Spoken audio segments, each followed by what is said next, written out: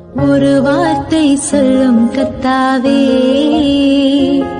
என் வாழ்க்கையெல்லாம் செழிப்பாகுமே. ஒரு வார்த்தை சொல்லும் கர்த்தாவே, என் வாழ்க்கையெல்லாம் செழிப்பாகுமே. ஆண்டவராகிய இயேசு கிறிஸ்துவின் இனிதான நாமத்திலே ஒரு வார்த்தை சொல்லும் கர்த்தாவே என்ற தியான நிகழ்ச்சிக்கு உங்களை அன்புடன் வரவேற்கிறோம். கர்த்தர் கிருபையாய் தந்த இந்த நல்ல நாளிலும் மீண்டும் உங்களை கர்த்தருடைய வார்த்தை மூலம் சந்திப்பதிலே மிக்க மகிழ்ச்சி அடைகிறோம். நீங்கள் எல்லாரும் சுகமாக இருக்கிறீர்களா? கர்த்தருடைய கிருபையினாலே நீங்கள் எல்லாரும் சுகமாக இருப்பீர்கள் என்று சொல்லி நாங்கள் நம்புகிறோம். கர்த்தருடைய கிருபையும் சமாதானமும் உங்கள் குடும்பங்களிலே பெருகுவதாக. நேற்றைய தினத்திலே கேள்வி நேரத்தில் கலந்து கொண்டு பதில்களை அனுப்பி கொடுத்த அனைத்து கர்த்தருடைய பிள்ளைகளையும் இயேசு கிறிஸ்துவின் நாமத்திலே வாழ்த்துகிறோம். கர்த்தர் உங்களை ஆசீர்வதிப்பாராக. பிரசங்கி 3:13 அன்றியும் மனுஷர் யாவரும் புசித்து குடித்து தங்கள் சகல பிரயாசத்தின் பலனையும் அனுபவிப்பது தேவனுடைய அனுகிரகம். கிறிஸ்துவுக்குள் மிகவும் அன்பான தேவனுடைய பிள்ளைகளே, கர்த்தர் இந்த நாளிலும் நமக்கு தரும் ஆசீர்வாதமான வார்த்தை என்னவென்றால், சகல பிரயாசத்தின் பலனையும் அனுபவிப்பது தேவனுடைய அனுகிரகம். இன்றைக்கு அநேகர் எல்லாம் இருந்தும் அதை அனுபவிக்க முடியாமல் இருக்கிறார்கள். வீடு இருக்கும், பங்களா இருக்கும், ஆனால் அதில் அவர்கள் குடியிருக்க மாட்டார்கள். நினைத்ததெல்லாம் வாங்கி சாப்பிட முடியும், கையில் நிறைய காசு இருக்கும், ஆனால் சாப்பிட முடியாது. விதவிதமாய் கார் இருக்கும், ஆனால் அவர்கள் பிரயாணப்பட முடியாது. இப்படி வாழ்நாள் முழுவதும் உழைத்து சொத்து சேர்த்து கடைசியில் எதையும் அனுபவிக்காமல் மண்ணுக்குள் போய்விடுவார்கள். இது எவ்வளவு பெரிய கொடுமை பாருங்கள். சங்கீதம் 128:2 இப்படியாக சொல்கிறது, உன் கைகளின் பிரயாசத்தை நீ சாப்பிடுவாய், உனக்கு பாக்கியமும் நன்மையும் உண்டாயிருக்கும். என கண்பான தேவனுடைய பிள்ளைகளே, நாம் எவ்வளவுதான் பிரயாசப்பட்டாலும் அதை அனுபவிக்கும் பாக்கியத்தை கர்த்தர் நமக்கு தர வேண்டும். அதை நாம் புரிந்து கொள்ள வேண்டும். செத்த சிங்கத்தை பார்க்கிலும் உயிருள்ள நாய் வாசி என்று பிரசங்கி சொல்லுகிறார்.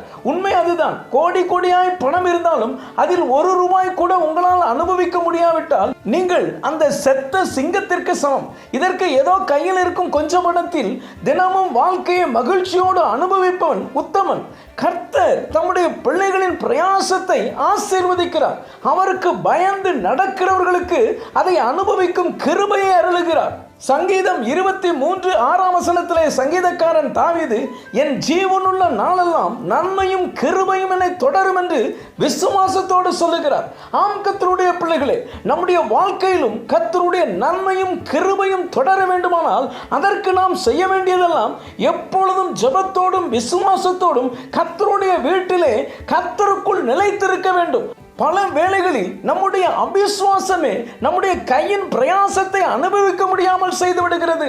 2 ராஜாக்கள் 7:2 நாம் வாசிப்போம். அப்பொழுது ராஜாவுக்கு கைலாகு கொடுக்கிற பிரதானி ஒருவன் தேவனுடைய மனுஷனுக்கு பிரதியுத்தரமாக, இதோ கர்த்தர் வானத்திலே மதகுகளை உண்டாக்கினாலும் இப்படி நடக்குமா என்றான். அதற்கு அவன், உன்னுடைய கண்களினால் அதை காண்பாய், ஆனாலும் அதிலே சாப்பிட மாட்டாய் என்றான். நம்மில் அநேகருக்கு அந்த பிரதானி போன்ற நிலைமைதான் ஏற்பட்டு இருக்கிறது. கர்த்தருடைய ஆசீர்வாதத்தை பார்க்க முடியும், ஆனால் அனுபவிக்க முடியாது. எல்லாம் இருக்கும், ஆனால் மகிழ்ச்சியாக சாப்பிட முடியாது. ஏன் அந்த பிரதானிக்கு அந்த தண்டனை தெரியுமா? அவனில் காணப்பட்ட அவிசுவாசம். தீர்க்கதரிசி எலிசா நாளை இந்நேரத்திற்கு சமாரியாவின் வாசலிலே அற்புதம் நடக்கும் என்று தீர்க்க தரிசனம் சொல்லிவிட்டார். ஆனால் அது எப்படி நடக்கும் என்று கேள்வி கேட்டவன் தான் இந்த பிரதானி. எலிசா சொன்னது போல அற்புதம் நடந்தது. பஞ்சத்தில் இருந்த ஜனங்கள் திருப்தியாய் அனுபவித்தார்கள். ஆனால் பிரதானியால் அனுபவிக்க முடியவில்லை, அவனால் பார்க்க மட்டுமே முடிந்தது. எனக்கு அன்பான தேவனுடைய பிள்ளைகளே, கர்த்தருடைய ஆசீர்வாதத்தை அனுபவிக்க முடியாத அவிசுவாசமான இருதயம் நமக்கு வேண்டாம். அவரை பரிபூர்ணமாக விசுவாசிப்போம். அவர் கிருபை இல்லாமல் எதுவும் நடக்காது என்று நம்புவோம். நம்முடைய பெருமைகளை தூக்கி எறிவோம். தாழ்மையாய் நம்மை தாழ்த்தும் போது நாம் சம்பூர்ணமாய் வாழ்க்கையை அனுபவிக்க கர்த்தர் கிருபை பாராட்டுவார். என்னால் எதையுமே அனுபவிக்க முடியவில்லை என்று கவலைப்படாதீர்கள். பண்ணுங்கள். கர்த்தர் உங்கள் பிரயாசத்தை அனுபவிக்கும் பாக்கியத்தை உங்களுக்கு தந்தருளுவார். நீங்கள் மகிழ்ச்சியோடு நிறைவான வாழ்க்கை வாழ்வீர்கள். ஜெபிப்போம். அன்பின் பரலோக பிதாவே, இந்த நல்ல நேரத்துக்காக நன்றியோடு துதிக்கிறோம், ஸ்தோத்தரிக்கிறோம். சகல பிரயாசத்தின் பலனையும் அனுபவிப்பது தேவனுடைய அனுகிரகம் என்ற வார்த்தையின் மூலமாய் நீர் எங்களோடு பேசினதற்காக நன்றி தகப்பனே. இந்த வார்த்தைகளை கேட்டுக்கொண்டிருக்கிற இந்த பிள்ளைகள் சந்தோஷமும் மகிழ்ச்சியுமாய் தங்கள் கையின் பிரயாசங்களை அனுபவிக்க கர்த்தர் கிருபையை தந்தருளும். உடைய பிள்ளைகளை நீர் ஆசீர்வதியும். இயேசுவின் மூலம் ஜெபிக்கிறோம் நல்ல பிதாவே. ஆமென், ஆமென். இன்றைய கேள்வி, சமாரியா பஞ்சத்தின் போது தீர்க்க தரிசனம் சொன்ன தீர்க்கதரிசி யார்? ஏ ஏசாயா, பி எரேமியா, சி எலியா, டி எலிசா. இந்த கர்த்தருடைய வார்த்தை உங்களுக்கு ஆசீர்வாதமாக இருந்திருக்குமேயானால் தயவு செய்து லைக் பண்ணுங்கள். உடைய நண்பர்களுக்கும் உறவினர்களுக்கும் வாட்ஸ்அப்பில் இருக்கிற அனைத்து குழுக்களுக்கும் அனுப்பி கொடுங்கள். தொடர்ந்து நம்முடைய RCM மிஷனரிமார்களுக்காக ஜெபித்துக் கொள்ளுங்கள்.